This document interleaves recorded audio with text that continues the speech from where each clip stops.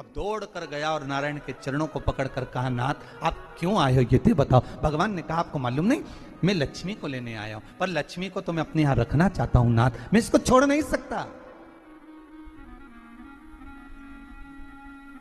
मैं लक्ष्मी जी को छोड़ नहीं सकता, मैं इनको लेकर जाऊं। किसान रोने लगा। तब भगवान नारायण ने धनतेरस की पूजन का महत्व समझाया। तब भगवान ने धनतेरस की पूजन का महत्व समझाया।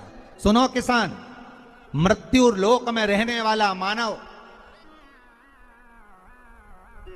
अगर धनवंतरी की पूजन करता है, धनतेरस के दिन कार्तिक महीने में पड़ने वाली सुंदर त्रयोदशी तिथि को जो धनवंतरी की पूजन करेगा, उसके घर से लक्ष्मी कभी बाहर नहीं जाएगी। नारायण जैसे बोले तो किसान तुरंत प्रसन्न हो गया। प्रभु प्रभु आप मुझे वो उपाय, आप मुझे वो पूजा का प्रयोग, आप मुझे वो महत्व उस धनवंतरी पूजन का, उस धनतेरस की पूजन का बता दीजिए, जिससे मेरा कल्याण हो जाए, जिससे मेरा उद्धार हो। भगवान विष्णु बोले, किसान सुनो, ये धनवंतरी मेरा ही एक अंश होता है। जैसे मेरे हाथ में शंख चक्र गदा पद्म सब धारण करा हुआ हूं, उसी तरह धनवंतरी का स्वरूप का यदि आप दर्शन करेंगे, आप धनवंतरी के चित्र का अगर दर्शन करेंगे, तो एक हाथ में उनके भी चक्र है, एक हाथ में उनके शंख है, एक हाथ में उनके औषधि है, एक हाथ में उनके अमृत का कलश है, और भगवान स्वयं नारायण का अंश प्रकट हो रहा है।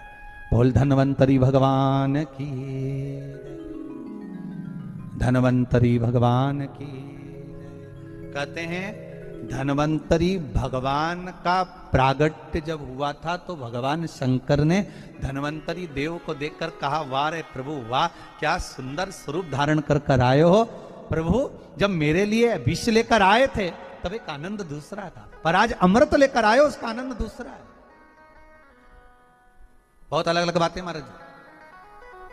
शिव महापुराण की कथा कहती है, दो तरह की वाणी होती है, एक में आपने क्रोध कर दिया, अपशब्द कह दिया, ताना दे दिया, गालियां दे दी, और एक शब्द अमृत का मीठा बोल दिए, प्रेम की वाणी बोल दी, उसका एक आनंद दूसरा है, उसका एक संबोधन दूसरा है। एक विष लेकर आ रहा है, एक अमृत लेकर आ रहा है। शिव जी कहते हैं जो अमृत लेकर आ रहा है उसका आनंद ही दूसरा है, उसके चेहरे की चमक ही दूसरी है। भगवान विष्णु कहते हैं, सुनो किसान, मैं आपको धनवंतरी पूजन का विधान बताता हूं। भगवान कहते हैं, किसान सुंदर कृष्ण पक्ष की त्रयोदशी को कार्तिक के महीने में धनवंतरी देव का पूजन, धनतेरस का पूजन माना जाता है। सुनो किसान, एक सुंदर भूमि पर देसी गाय का गोबर से लीपन कर कर, अगर गाय का गोबर ना मिले, सुंदर जल से लीपन कर कर, वहां एक सुंदर चौक को पूर कर, आप सभी को ज्ञात होगा कि चौक पूरने में रंगोली का प्रयोग नहीं होता। आप लोगों को मालूम होगा चौक पूरने में आटा और हल्दी का प्रयोग होता है। काय का प्रयोग होता है? आटे और हल्दी का प्रयोग। आटे हल्दी का प्रयोग क्यों होता है? क्योंकि आटा समृद्धि को बढ़ाता है, लक्ष्मी वैभव को बढ़ाने वाली हल्दी होती है। इसलिए जब चौक पूरा जाता है भूमि पर, तो चौक पूरते समय आटा हल्दी का प्रयोग करते हैं। थोड़ा सा चावल का दाना या गेहूं का दाना रख दिया जाता है, उसके ऊपर एक सुंदर चौकी, एक चौरंग, एक पाटा रख दिया जाता है। भगवान विष्णु बता रहे हैं किसान को धनतेरस के पूजन का वर्णन, और जो भगवान विष्णु ने बताया है वही पूजन का वर्णन आप लोग श्रवण कर रहे हैं। आज धनतेरस है, आज धनतेरस का प्रयोग कर पूजन करें, और शिव महापुराण के इस भाव को, विष्णु पुराण के इस भाव को, स्कंद पुराण के इस भाव को आप धारण करें, और जो विधान भगवान विष्णु बता रहे हैं उसके हिसाब से, उसके अनुसार आप लक्ष्मी का पूजन, धनतेरस का पूजन करें। चौकी लगाएं, चौरंग लगाएं, पाटा लगाएं, उस पाटे पर एक सुंदर लाल वस्त्र धारण करा दें, लाल वस्त्र बिछा दें। एक थाली लें, उस थाली पर कंकु से, रौली से, कुंकू से गिला कर कर स्वस्तिक का निर्माण कर दें। स्वस्तिक का निर्माण कर कर घर में अगर चांदी का सिक्का हो,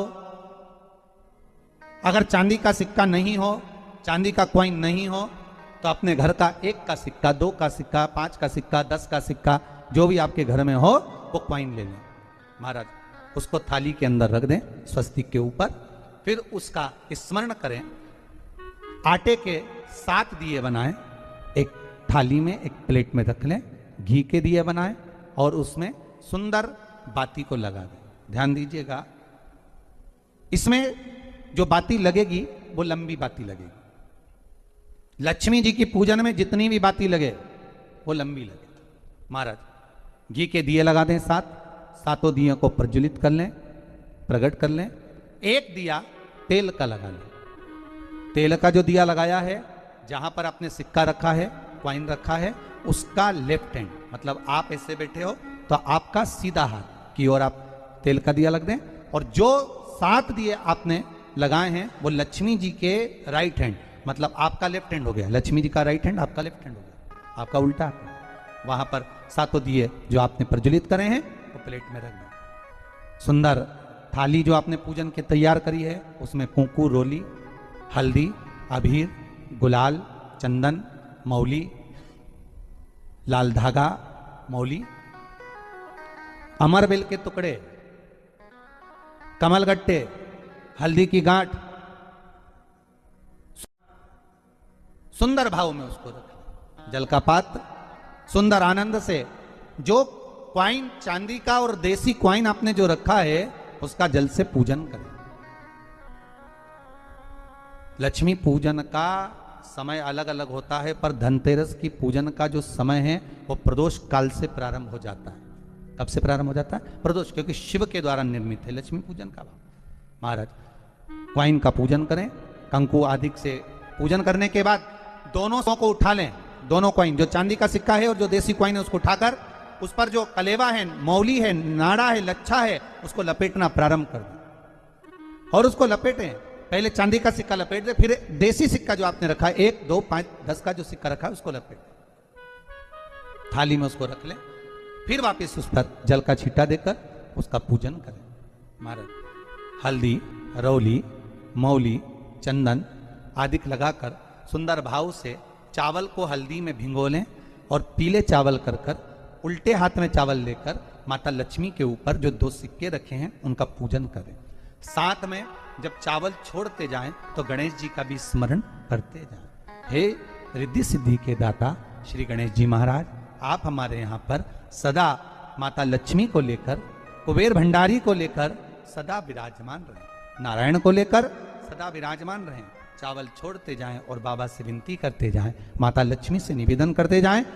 भगवान शिव का स्मरण करें, भगवान नारायण का स्मरण करें, माता लक्ष्मी का स्मरण करें, रिद्धि सिद्धि के दाता भगवान श्री गणेश जी महाराज का स्मरण करें, छोड़ते जाएं। जब चावल पूर्ण छोड़ दे में पूजन पूरी तरह से हो जाए, तब महाराज 7 सुंदर आनंद से अमरबेल के टुकड़े, अमरबेल वृक्ष पर एक पीले कलर की बेल चलती है, पीली, उसमें पत्ते नहीं होते, वो किसी भी वृक्ष पर डली रहती, वो अमरबेल कहलाती। ये अमरबेल लक्ष्मी पूजन में, समृद्धि के लिए, मकान के मुहूर्त के समय पर, गृह प्रवेश के समय पर बहुत कार्य आती है। महाराज ये अमरबेल को पानी की जरूरत भी नहीं पड़ती, आप रूप किसी वृक्ष पर डाल दी जाए वो अपने आप फलती चली जाती है। उसी तरह हमारे यहां भी हम भगवान से यही प्रार्थना करते, जैसे अमरबेल बिना पानी पड़े भी किसी भी वृक्ष पर डाल दी जाए पनपती जाती है, बढ़ती चली जाती है, ऐसे हमारे घर में बेबहू लक्ष्मी बढ़ती जाए। अमरबेल के 7 टुकड़े, कमलगट्टे 7, हल्दी की गठान 7 माता लक्ष्मी को समर्पित कर दें। दोनों हाथों में हल्दी पिसी हुई लीजिए और माता लक्ष्मी के ऊपर उसे चढ़ाना प्रारंभ कर दीजिए। 7 बार पिसी हुई हल्दी वो सिक्कों पर चढ़ा दें, अपनी मनोकामना कर कर अपने घर में माता लक्ष्मी को विराजमान करने के। जब हल्दी पूर्ण चढ़ जाए, हाथ में कुंकू ले लीजिए, रोली ले लीजिए, उस रोली कुंकू को भी माता लक्ष्मी को समर्पित करिए। तब इसके पश्चात सुंदर जो भी घर में मिष्ठान हो, मीठा हो, नहीं हो, शक्कर हो, गुड़ हो, मिश्री हो, जो भी आपके पास में हो, खड़ी शक्कर हो, वो भगवान को, माता लक्ष्मी को भोग रख दीजिए। अगर कुछ मीठा बना हो तो मीठा रख दीजिए। महाराज घर में संपूर्ण पूजन कर कर आपके घर में जो देवालय में भगवान बैठे हैं उनका भी पूजन करिए। पूजन करने के पश्चात आप माता लक्ष्मी से निवेदन करिए, हे माँ आप हमारे यहाँ सदा विराजमान हो। महाराज ये जो पूजन है भगवान विष्णु जो बता रहे हैं किसान को, ये 5 दिन की पूजन है पूरी पूरी। आज कौन से दिन का पूजन बता रहे हैं? पहले दिन का। आज धनतेरस से रूप चौदस, अमावस्या, एकम और दूज, ये 5 दिन तक दीपावली का पर्व मनाया जाता है, दीप महोत्सव मनाया जाता है। पूजन करने के बाद जो 7 दिए आपने प्लेट में रखे हैं, थाली में रखे हैं पूजन के लिए घी के, उन 7 दियों से माता लक्ष्मी की आरती उतारिए। उन 7 दियों से माता लक्ष्मी का पूजन करिए। माता लक्ष्मी से विनती करिए, मां हम आपके पुत्र हैं, मां आप हमारे घर का रास्ता भूल गई हो, मां बहुत कष्ट है, बहुत दुखी है, पर भगवान शिव पर विश्वास कर कर, कुबेर भंडारी पर, कुबेरेश्वर महादेव पर विश्वास कर कर, भगवान नारायण के सुंदर प्रसंगों पर विश्वास कर कर, मां भगवान शंकर का अनुमोदन कर कर, हे मां आप हमारे घर में विराजमान हो, मां आप हमारे मार्ग को, हमारे घर को, हमारे घर के रास्ते को, हमारे घर के द्वार को आप भूल गई हो, मां हे बेबहु लक्ष्मी, हे धन लक्ष्मी, हे संतान लक्ष्मी, हे मां लक्ष्मी, हे धान्य लक्ष्मी आप हमारे घर में विराजमान हो। 7 दीप जो प्रज्वलित करे हैं उससे माता की आरती उतारिए। फिर माता को झोली पसार कर प्रणाम कर कर भूमि पर नमन करो। जब झोली पसार कर प्रणाम करें, झोली को अपनी ओर गिरा लें और माता को नमन कर कर जो 7 दिए आपने लगाए हैं उन 7 दिए को अलग अलग स्थान पर ले जाकर, जैसे घर के हॉल में, एक रसोई घर में, एक जहां पर आप लक्ष्मी रखते हो उस स्थान पर, एक घर के द्वार के पास में, एक तुलसी के क्यारे के पास में, ऐसे अलग अलग 7 स्थान पर उन दीप को रख दिया जाए। महाराज एक भगवान का जहां पूजन हुआ है, लक्ष्मी की जहां आराधना करी, एक दीप वहां पर भी रखा जाए। जो तेल का दिया लग रहा है उसके पास में, फिर कहेंगे तेल का दिया माता लक्ष्मी के उल्टे हाथ पर और घी का दिया माता लक्ष्मी के सीधे हाथ पर। मतलब जो सिक्के आपने रखे हैं उस सिक्के का उल्टा हाथ तेल का, मतलब आपका सीधा हाथ होगा जहां तेल का दिया रखाएगा, और जहां आपका उल्टा हाथ होगा जहां पर घी का दिया लगाएगा, वहां माता जी का सीधा हो गया, आपका उल्टा। माता का स्मरण, माता लक्ष्मी से निवेदन करिए, हे मां कृपा सागर, करुणा सागर, मां आप भगवान विष्णु के साथ विराजमान हो, आप भगवान नारायण के साथ में हमारे यहां सदा विराजमान हो, मां ऐसी कृपा कर दीजिए। महाराज मां से विनती कर कर बड़ा उत्साह, बड़ा उमंग, बड़ा आनंद रखना, ये भाव रखना घर में।